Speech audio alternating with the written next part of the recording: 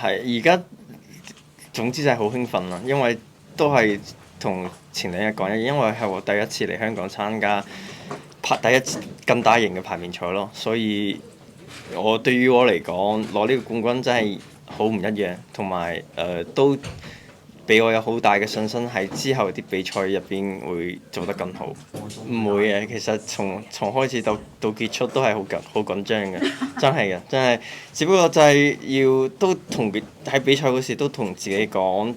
做好自己咯，一 Q 一 Q 打，然後按自己嗰啲節奏嚟慢慢嚟，所以我都覺得自己調整得唔錯，所以令我喺決賽度都發揮得唔錯咯。哦，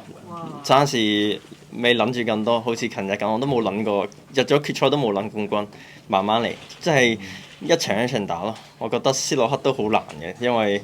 對自己希望太大咧，你容易喺比賽上面咧迷失自我，係呢個係一定嘅，一定會對我日之後啲比賽都有幫助嘅。因為我覺得喺之前嗰啲比賽入邊咧，我自己都可以感覺到壓力都好大，所以呢次攞咗冠軍俾咗我好大啲動力咯。我覺得之後會越嚟越好。係，因為都係一樣嘅有壓力，不過咧，只不過就係喺自己